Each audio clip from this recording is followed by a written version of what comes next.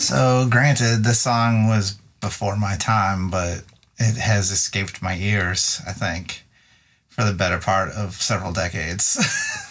I hadn't heard it until it was requested. It's a song you would think that you would know better, and apparently lots of people do. Yeah. There's several covers of it that I also have not heard, and apparently I think it was written by the Everly Brothers, or Don Everly, and covered by Hank Williams Jr. A lot of people covered in his it. early years. Also Emmylou Harris, which neither of whom I've heard. I didn't listen to those ones. I did listen to the Jeff Lynne version. Yes. Which I don't know if you know or not, but he was in a band called Electric Light Orchestra. I think you mentioned that, which but was, that just didn't mean anything to me. Which was interesting because I expected it to be... Well, he was also in a band called the Traveling Wilburys, which had George Harrison. Yes. Yeah, and I know that. It was like a super group, and it had George Harrison and Tom Petty. It's like the members just kind of went, I'd like to play with those guys someday, and they called him up and said, hey, let's play, and then they did. Super group. Cool. So, but his version was surprisingly by the book. Similar. I thought it was really similar. If I would have heard one and not you could hear one and not hear the other, and basically hear the same song. Yeah. Which was good. I do think that on having A-B them really close together, like listen to one, then listen to the other one, back to the other one, that the Everly Brothers' deliverance of the vocals was smoother it was in their delivery, not that their recording process, it's just they were softer about the word delivery. The song never was like a true hit for anybody, I guess. It was, it charted in the top 20 even, so I don't know if that's considered a hit or not, but it was never number one, and kind of surprising, I guess it depends on what it was up against too, because there's some really amazing music coming out. It's kind of like when you get a box office hit that's up against other box office hits. Like how do you even? Is it a fair shot? There's no telling, right? Who knows what makes a hit? And I think that sometimes songs can be a hit and maybe not necessarily deserve it, and then other songs can not be a hit and probably deserve it more. A better written song. Well, I think this one is a very specific feel to it. It's not. It's Love Lost, so it's not something you want to play for your sweetheart. No. It's not our song. It's not our first dance. Our wedding dance. Yeah. It's not going to play for those scenarios, but it plays for a very specific scenario and a certain kind of way to feel. So, and it's kind of a universal feeling, especially with some of the first Love Lost sort of. Well, it's something everybody identifies with, right? For sure. I think that everybody hears it. Got claws to the knee. He's usually the good one. He is. He just did a big stretch. Well, I unseated him this week. Sometimes they come up and get a mile out, but he was already sitting here when I came to sit down, so I'm kind of in his spot. The song, getting back to the song, the one thing that was interesting to me was hearing you sing it. It kind of almost reminded me of like a crooner type of song, like something that Frank Sinatra or somebody like that would do. Yeah. And it kind of had that thing going on. That's how it hit me. And listening to it, yeah. It was interesting to me because, not so much when I heard the Everly Brothers version and even Jeff Lynne's version, maybe even more so with Jeff Lynne's version, surprisingly, it had a very specific country element to me. It did have a country feel to it, for sure, yeah. But then I heard you sing it, when we purposely tried to pull back a little bit from the chug chug that gave it the country feel. Yeah. As you called it, the chug chug. I did. That's my very scientific name for it. Something that I liked about the original was actually the feel of the guitar, but then upon exploring it with you, I liked the crooner element that kind of gave it to it by not having that specifically as part of the ongoing feel. It touched upon it, but not necessarily you made that a main dynamic of the song. I think that the chug chug, it had a nice motion to it.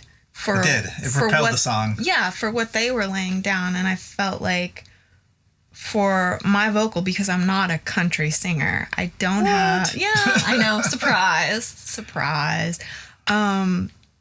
I feel like to stylize it more for our feel, that's kind of where it lends itself. Though I wasn't opposed to the chug when we were practicing it. It wasn't a distinct opposition to it. It just felt so much silkier. Yeah. With I wanted to how it came explore the sound that we could get with the two of us because let's face it, I mean, you're limited.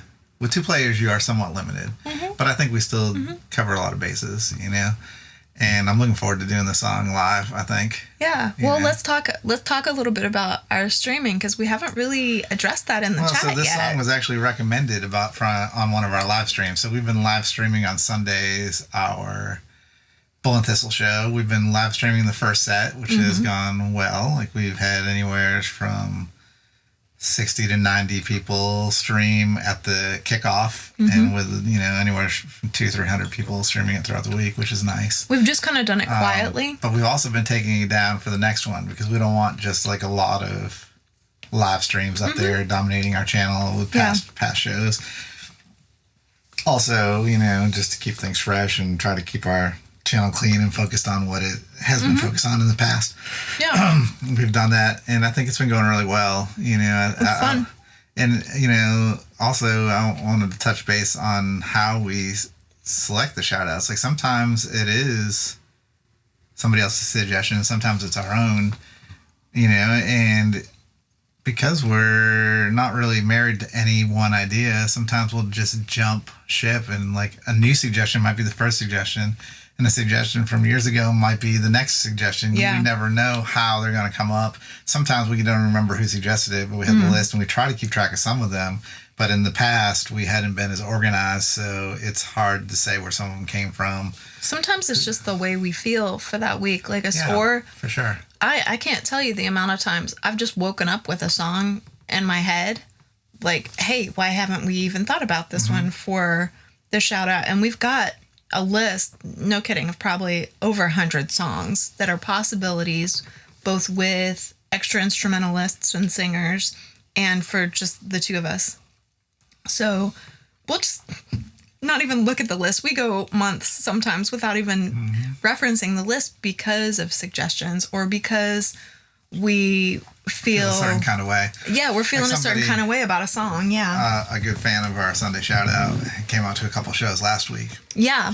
And they said that it was apparent. Like shout out to Clifford Earls for coming and chilling with us. And he said it was apparent that we were feeling some kind of way at the beginning of this year. Of course, like all the things that we had gone through with personal losses and things like that. And he was saying that it wasn't bad, but it was apparent in the shout out. That's something that I didn't even necessarily consider, that we select based on our own mood and our own feelings, I definitely do. So, yeah, it's hard to get up for a song like Kool and the Gang and sing Celebrate the week of somebody's funeral. No, it's impossible to do that, and it feels irreverent. And well, especially in this format, it would be different if we were in like a cover band performing at people's weddings. Then it would be irreverent to go to their wedding and sing Tears My Beer songs. That's a completely different kind of platform. But for a platform like this, where it is trying to be authentic and we're trying to bring authenticity every week, we are being genuine. It is going to be something that influences. It's gonna kind of move with the tide of our emotional content for sure. Yeah. I think on that note, I think we should make a point to say, keep the suggestions coming. Yeah, that's fun for comments. Us. At the don't be hurt if we don't get to the selection right away. Yeah. Be very excited if we get to it right away, because sometimes they sit for months, and sometimes we're just not good about following up. We try to get to everybody's ideas, and we try to hear a lot of ideas. We hear a lot of ideas that we've attempted in the past, and we try to direct people to those songs that we've done in the past. Right. Because we've got a pretty big catalog now. We've hit a lot of things. Right. One of the things that has been suggested is more Led Zeppelin.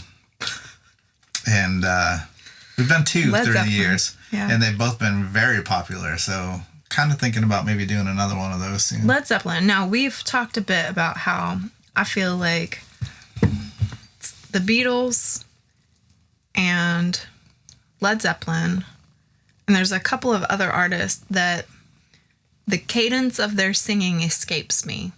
And it's like enmeshes with the musical instrumental parts in such a way that it just boggles my mind. So it does take me quite a bit longer to do their songs because I want to put my own cadence in there that doesn't make sense with the music. So it takes me a while because I have to digest it before I'm able to understand what they're doing and then be able to put my own kind of touch on it. Yeah. Yeah, even if it's really close to what they're doing, it's still going to be my performance. So I have to understand what they're trying to accomplish with it before I can tackle it for my own artist perspective. Sure. So it takes me quite a while there's a handful of artists that are like that. Sure. So on that note, leave suggestions. Yes, take it easy on the Led Zeppelin, but I love Led Zeppelin, so don't take it easy. No, you can suggest them. Yeah. And we're looking forward to hearing from you guys. We've had a really great run recently, and things are getting better. We're picking up more dates with the band this summer. We are doing lots of shows, the two of us, so stay posted. Lots of exciting things coming this way. Maybe a new album announcement coming soon. Maybe some singles, some originals coming to you. And for those of you who are just tuning in to the shout out in the chat, we do have a full band format that is it's got more energy to it. It's more you can check out our original on our website, it's a little more rockness to I don't know. Blues rock jam band. We've been described as a jam band, blues rock band. Done a lot of shows. A lot of between the jamming and improvisation that we enjoy in our live show. But like if you're catching us on the live stream, our brunch hours we try to keep it really mellow. Our song choices for that venue is for that venue. And what you're catching, even songs that we've done on the shout out and our originals, they're going to be different there because we have a specific sound that we're going for that space and for those hours. That is, very much catered. Well, we cater to that audience and we have a good crowd every week. And we're happy to have you guys along on the stream. Just understand that there's multifacets to this. We are curating a specific sound for that venue, and as we kind of get the hang of doing the streaming, we may do some full band streams, and it's going to be a completely different sound. We'll probably do some acoustic streaming from home too, I think. Yeah, there's a lot that we want to branch off into. Also, understand, please, that during the stream, we don't have anybody moderating. So we're not able to read your comments in the live chat, we can see them afterwards. So if you're but YouTube has like a 24-hour delay on live chat comments. Yes, so we can read them tomorrow. We can't read them the day of the chat, and we can't respond to them directly in the chat. So just so you know, we're seeing them. If you want us to see a chat comment specifically during the live stream, then make a comment on the video as opposed to in the live stream chat. But by all means, interact with each other in the live stream chat. Yeah, we just want you to know. And we do enjoy those comments. We go back. Yeah, we absolutely do. I just want you to be aware that if you are interacting with us during that, we're doing a show in a live venue, and we're not able to read the comments while we're doing our show at the live venue. We're not ignoring you. We will read them. It's just going to be tomorrow when YouTube lets us. Also, I'd like to leave on one final note. Since we're in the suggesting mode and you guys are going to leave us song suggestions, also leave us a suggestion what we should put in this fine decanter that has a ship and a globe on it. I don't think they can see it. We have procrastinated and not putting anything in it. It's just so stinking cool. We're bourbon people, I think. Yeah. We like bourbon. So if you have a bourbon suggestion of what to keep in here, and then because we want to gear up. That's not too pricey. When we gear We're on up, a budget. When we gear up, we want to definitely toast the new record and things like that. So we want to keep something fine up here. Have a good week. Thanks for joining us.